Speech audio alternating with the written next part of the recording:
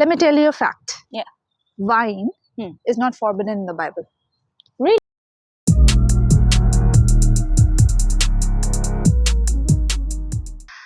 I'll tell you 3 points for it. Okay. Firstly, wine was used as a medicine in Old Okay. Testament. Paul says to Timothy in 1 Timothy chapter 5 verses 23, he says to Timothy to have some wine for your frequent alignments in your stomach. That means stomach upsets. Okay. So that was one reason. Second reason is in Old Testament, God promised Israelites Yeah. wine as a blessing for Jews. If a groom does not provide enough wine for the guest, it was a big humiliation. That is why Jesus performed the first miracle and helped them. Yeah. And it was a big gift for them actually. Yeah. For the family. Right. Thirdly, wine actually was a main part of celebration for Jews. May it be Passover, Right. may it be their wedding. What's your take on it? Okay, but I think it's generally thought that, you know, the wine in those days were like just grape juice and it was not alcoholic. Right.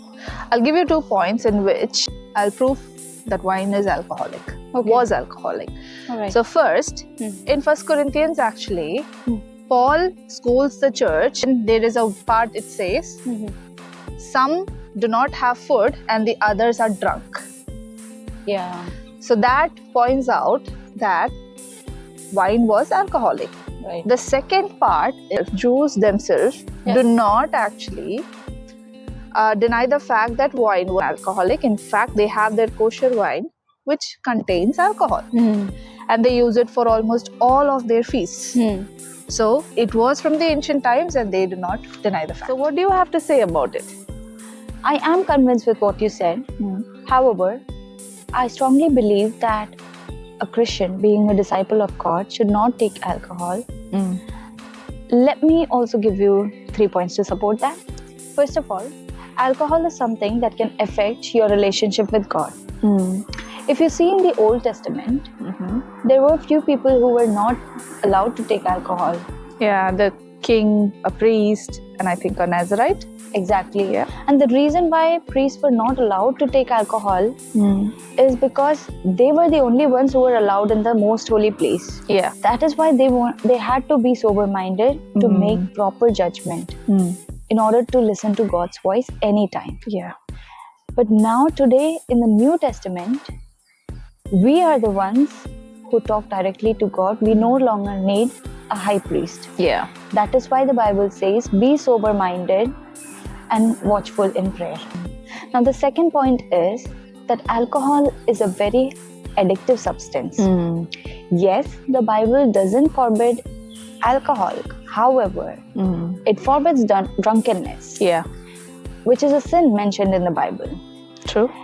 And according to a research, there are 4 stages of alcoholism. The first stage is the pre-alcoholic stage, in which every person would like start taking like experimentation or just because of peer pressure. And then they go to a stage where they'll take it occasionally to relieve stress and all. And the third stage, they become obsessive about it and become drunk even. And the fourth stage is where they become addicted to it.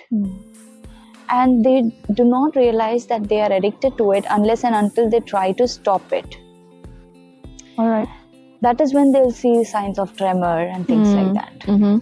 Now, third point is that alcohol is something that can lead to sin or your downfall. If you see in the Bible, there is a verse which says that be vigilant and sober so that the devil doesn't devour you. That's true, because alcohol can lead you to sins like adultery, murder, and even death, because you're not in your right mind. Right. Good, that's nice. Moreover, Bible also says that whatever you eat or drink, do it for the glory of God. And that is why I would not want to risk my relationship with God. Me neither.